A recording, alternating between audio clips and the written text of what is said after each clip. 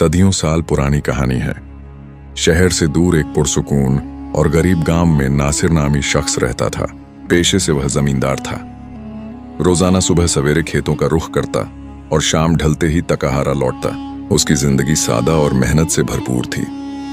वो जो कमाता खुद खाता और जो बचता दूसरों के काम आता। गांव में भी उसका शुमार नेक दिल और मददगार लोगों में होता, लेकिन नासिर की जिंदगी की सबसे बड़ी आजमाइश उसके अपने ही घर में थी। उसकी बीवी एक ऐसी औरत जो बज़ाहिर वफादार, मोहब्बत करने वाली और खुश अखलाक दिखाई देती, मगर अंदर से कुछ और थी। नासिर जो एक नरम दिल और सादा लोह इंसान था, उसकी चालाकियों से बेखबर था, क्योंकि वह कभी शक का मौका ही ना देती। हर रोज उसे वक्त पर नाश्ता देती, खाने में तरह तरह के लजीज पकवान बनाती और जाने से पहले मुस्कुराकर अलविदा कहती। लेकिन इस मोहब्बत भरे रवैये के पीछे नफरत की आग छुपी हुई थी। दिल में नासिर के लिए ना कोई मोहब्बत थी, ना इज्जत। वो दिन भर यह सोचती रहती कि वह किसी अमीर शोहरत याफ्ता शख्स की बीवी होती तो जिंदगी कितनी बेहतर होती। जब नासिर खेत में होता तो वह अपने जहन में शैतानी चालें बनाती कि किसी तरह इस सीधे सादे किसान से जान छूटे। मुनाफकत की हद तो यह थी कि हर अदा में वो नासिर को यह बावर कराती कि वह दुनिया की सबसे अच्छी बीवी है, और नासिर भी उस पर यकीन करता, कभी उनके खिलाफ बात तक ना सुनता। लिहाजा उसकी ख्वाहिशात और गलत सोचों ने बिलिखिर उसे अंधेरे रास्ते पर डाल दिया।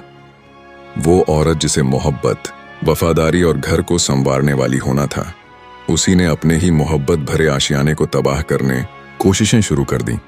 किसी ने सच कहा है कि औरत अगर चाहे तो घर को जन्नत बना सकती है, और अगर चाहे तो वही घर जहन्नुम का मंजर भी अख्तियार कर लेता है। एक दिन जब नासिर मामूल के मुताबिक खेतों में गया हुआ था, उसकी बीवी ने एक अजीबो गरीब चाल सोची। उसने मोहल्ले के चंद लफंगों को बुलाया और सरगोशी में कहा, जब मेरा शौहर खेत में काम कर रहा हो तो उसका गधा चुराकर करीबी दरख्त पर चढ़ा देना और मजबूती से बांध देना। उन लफंगों ने वैसा ही किया। दोपहर के वक्त वो औरत नाश्ता और खाना लेकर खेत की तरफ चली गई, जैसा कि वह हर रोज करती थी। नासिर ने खाने के साथ उसे खुशामदीद कहा, मगर उसके चेहरे पर कुछ और ही लिखा था। वो हैरत और परेशानी में डूबा हुआ था। बीवी ने नरमी से पूछा, साहब आज बड़े परेशान लग रहे हो, सब खैरियत तो है?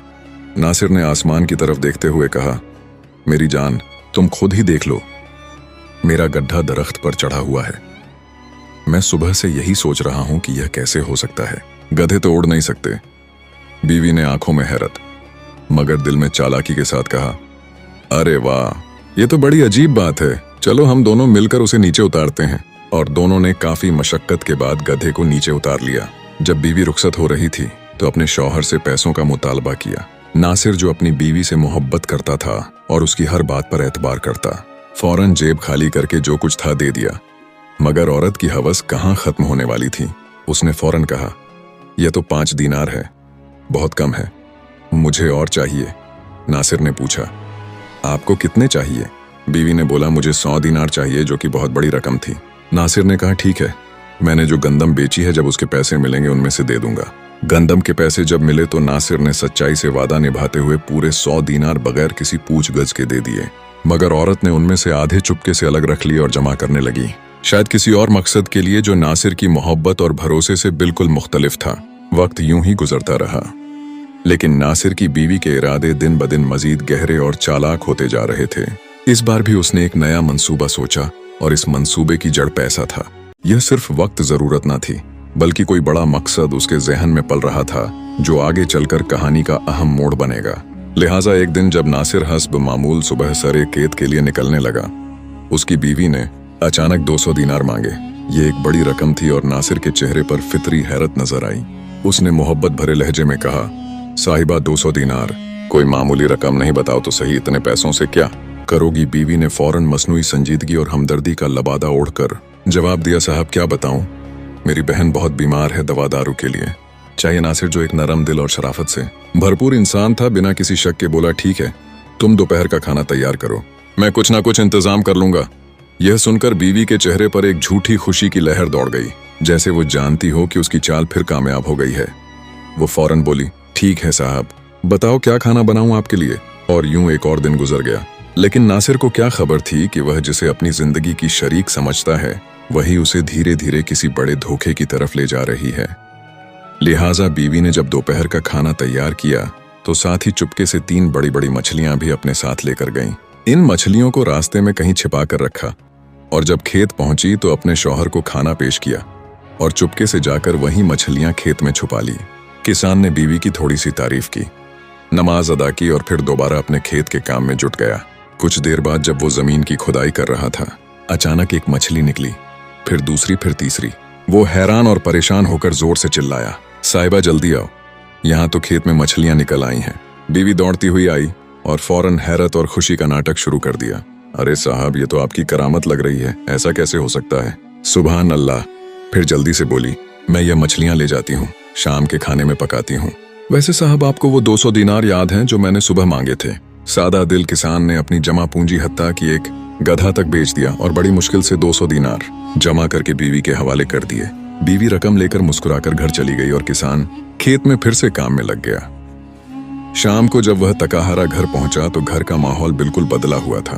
बीवी एक तरफ खामोश बैठी थी, चेहरे पर उदासी और बेरुखी की परछाइयां। किसान ने आवाज दी, लेकिन बीवी ने कोई खास तवज्जो न दी। पूछा, क्या बात है साहिबा? तबीयत तो ठीक है, वो सर्द लहजे में बोली। कुछ नहीं, बस तबीयत कुछ बुझल है। वहां मछली रखी है, खा लो और मुझे आराम करने दो, मुझे सोना है। किसान ने सोचा शायद बहन की बीमारी की फिक्र ने उसे परेशान कर दिया है। खामोशी से खाना खाया और सो गया। अगले दिन सुबह नाश्ता भी बीवी ने ना पूछा तो किसान खुद ही नाश्ता बनाकर खेत चला गया।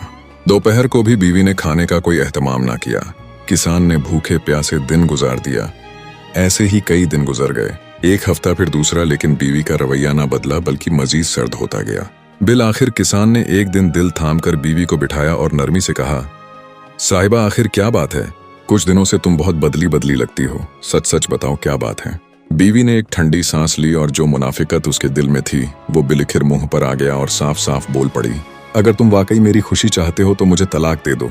यह अल्फाज किसान के लिए कयामत से कम न थे, जैसे जमीन उसके पांव तले से खिसक गई हो। वो बेकीनी से बोला, क्या तुम क्या कह रही हो? तुम होश में तो हो? बीवी ने चेहरा फेर लिया और कुछ न कहा।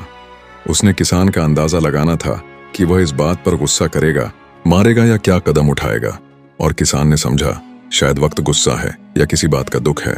लेकिन इसके बाद बीवी हर रोज बार बार यही बात दोहराती तो उसे एहसास हुआ कि यह सब अचानक नहीं बल्कि एक सोची समझी चाल है। किसान ने बीवी का रूठा रवैया भी बर्दाश्त किया। वो खामोश रहा, दिल पर पत्थर रखकर हर बात सहता रहा। मगर कुछ दिन बाद बीवी ने लड़ाई झगड़े शुरू कर दिए। कभी कहती मुझे सोने का हार ला कर दो, कभी ताना देती मैं इतनी खूबसूरत हूं, किसी चंगे भले आदमी की जोड़ी लगती। तुम जैसे गरीब किसान के साथ मेरी किस्मत ही फूट गई। ये जहर भरे अल्फाज किसान के दिल में तीर बनकर उतरे। उसने सोचा कि शायद यह किसी वजह से जद कर रही है, लेकिन हकीकत तो यह थी कि वह मक्कार पहले से ही जान छुड़वाना चाहती थी, मगर पहले पैसे लेकर खुद को मजबूत किया, फिर बहाने शुरू कर दिए। बिल आखिर गुस्से में आकर किसान ने सोचा शायद उसे 2-3 थप्पड़ मारूं तो अक्ल ठिकाने आ जाए। लेकिन जैसे ही उसने बीवी पर हाथ उठाया, बीवी ने चीखना शुरू कर दिया, मेरा शौहर मुझे मार रहा है, यह पागल हो चुका है। पड़ोसी जमा हो गए। किसान सफाई देता रहा, लेकिन औरत की दर्द भरी चीखों ने सबके दिल जीत ली। लोग किसान को ही बुरा भला कहने लगे, क्या कोई मर्द ऐसे करता है? शर्म करो, बेचारी औरत के साथ ऐसा सलूक। किसान जो कि एक इज्जतदार आदमी था, सोचने लगा और शायद तन्हाई में रोने लगा कि यह क्या हो गया। मैं तो उस पर सब कुछ कुर्बान कर रहा था और यह इतनी बड़ी चालबाज निकली। एक इज्जतदार आदमी के लिए यह बात बहुत बड़ी मानी रखती है कि इसकी बीवी गैर मर्दों के सामने अपने ही खावंद के खिलाफ बोले। बिलाखिर मामला काजी के दरबार में पहुंच गया। काजी साहब ने दोनों को बुलाया, सबके सामने पूछा, बताओ क्या मामला है? किसान ने धीमे लहजे में सारी दास्तान सुना दी। अब बीवी की बारी आई। वो आंखों में आंसू ले आई और बोली, काजी साहब, अल्लाह के वास्ते यह शख्स मुझे मारने की धमकियां देता है। 2-3 बार तो छुरी उठाकर मारने आया। मेरी जान को खतरा है, मुझे उससे छुड़वा दीजिए। ये बातें सुनकर काजी हैरान रह गया। सोचा शायद किसान वाकई जालिम हो। लेकिन किसान ने काजी की तरफ देखा और गहरी सांस लेकर बोला, काजी साहब, ये औरत मेरी बीवी है। मैं अल्लाह के नाम की कसम खाकर कहता हूँ कि मैं उससे मोहब्बत करता हूँ, लेकिन जब यह खुद रहना नहीं चाहती और मुझे बेइज्जत करने पर तुली है तो मैं तलाक देने के लिए राजी हूँ। लेकिन एक शर्त पर एक शर्त है। मैंने उसे बहुत से दिनार दिए हैं, एक बार 100 दिनार और 2 दिन पहले 200 दिनार। मैं गरीब आदमी हूँ, वो पैसे वापस कर दे ताकि मैं दूसरी शादी कर सकूं, फिर मैं तलाक दे दूंगा। बीवी ने फौरन कहा, देखा काजी साहब, मैं कह रही हूं ना, ये आदमी पागल हो चुका है। इतने पैसे इस जैसे गरीब किसान के पास कहां से आ सकते हैं? अगर वाकई उसने मुझे 200 दिनार दिए होते तो मैं तलाक क्यों मांगती? काजी ने किसान की तरफ देखा और नरमी से पूछा, बताओ तुमने कब दिए ये 200 दीनार? किसान ने मासूमियत से जवाब दिया और बीवी की तरफ देखकर कहा, वो दिन याद है जब गधा दरख्त पर चढ़ गया था, उसी दिन मैंने दिए थे। बीवी हंसते हुए बोली, देख लिया काजी साहब, कभी सुना है कि गधा दरख्त पर चढ़ गया हो? यह आदमी सचमुच पागल है। काजी ने अपनी दाढ़ी को सहलाते हुए गहरी सोच में सर झुका दिया। बीवी ने फौरन दूसरा सवाल दाग दिया, चलो ये छोड़ो, बताओ वो 200 दिनार कब दिए थे? किसान ने जवाब दिया, जब खेत में मछलियां निकल आई थीं। बीवी ने काजी की तरफ देखा और बोली, काजी साहब ये क्या बोल रहा है? आप खुद देख लें, कभी खेत में मछलियां निकली हैं, अब फैसला करें काजी साहब, ये पागल है या मैं झूठ बोल रही हूं। बज़ाहिर दलाल बीवी के हक में थे। काजी ने कहा, 2 दिन की मोहलत देता हूं, फिर फैसला होगा 2 दिन बाद। काजी ने दोनों को बुलाया और तलाक देने का हुक्म दे दिया और कहा कि जो सच पर है अल्लाह उसी के साथ होगा। झूठा इंसान अल्लाह ताला की गिरफ्त से कभी नहीं भाग सकता। किसान खामोशी से रो पड़ा, काजी के सामने सजदे में गिर गया, आंखों से आंसू बहने लगे। फिर उठा, तलाक दी और खामोशी से वापस घर चला गया। बीवी ने चेहरे पर फतह का रंग चढ़ाया। कुछ महीने बाद इस औरत ने एक लफंगे नौजवान से शादी कर ली, वही शख्स जिससे उसके पहले से ताल्लुकात थे। किसान सब कुछ खामोशी से देखता रहा और सोचता कि वह शख्स जो मैं घर के साथ बैठने ना देता, अब इस कम अक्ल औरत ने उनसे ही शादी कर ली जो लोफर लफंगा लड़का था। सब्ज बाग दिखाकर शादी तो कर ली और शादी के कुछ दिन बाद ही उस लफंगे ने मारपीट शुरू कर दी। न वो कमाने के काबिल था, न इज्जत के लायक। जो पैसे औरत किसान से लेकर आई थी वही कुछ दिन चले, फिर लफंगे लड़के ने उसी से पैसे मांगना शुरू कर दिए। जब औरत ने कहा कि अब कुछ नहीं बचा, उसने भी तलाक दे दी। इधर किसान ने सब्र का फल पाया। एक शरीफ नेक सीरत औरत से शादी की, अल्लाह ने उसे औलाद दी, इज्जत दी, सुकून दिया। वही औरत जो कभी खुद को बहुत खूबसूरत और काबिल समझती थी, अब किसान के दरवाजे पर चौकीदारी के लिए तरसती रही। लेकिन वक्त गुजर चुका था, सच सामने आ चुका था, लोग सब कुछ जान चुके थे। अब इनकी बातों पर एतबार से लोग कतराते थे। कोई उनसे शादी के लिए तैयार न था और मुकम्मल तौर पर दूसरों के खैरात जकात से गुजारा करती। बादशाही अपने ही हाथों खत्म कर दिया। अब किससे गिला?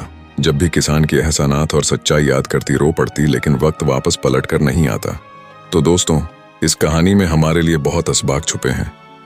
चाहे शौहर हो या बीवी, अगर अपनी किस्मत पर सब्र करें, शुक्र अदा करें, तो समझ लें कि यही उनके लिए बेहतरीन रास्ता है।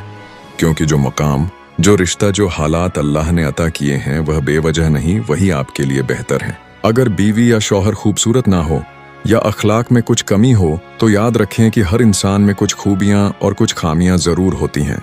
शायद किसी में सच्चाई हो मगर खूबसूरती ना हो, शायद किसी में खूबसूरती हो मगर वफादारी ना हो, और किसी के साथ माल हो मगर सुकून ना हो। प्यारे दोस्तों, ये दुनिया फानी है, इंसान कमियों के साथ पैदा हुआ है, उसे बर्दाश्त करना सीखना होगा। दौलत, शोहरत और खूबसूरती वक्त चीजें हैं, असल कामयाबी अपने आप को बदलने में है।